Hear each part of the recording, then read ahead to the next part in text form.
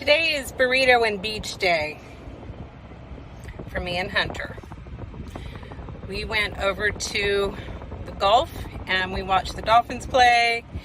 We got in the water and swam a little bit. Hunter did, not me.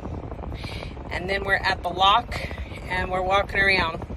It's Florida and you cannot walk very far in this humidity. So we have to do it in drips and drabs, and we're enjoying our day.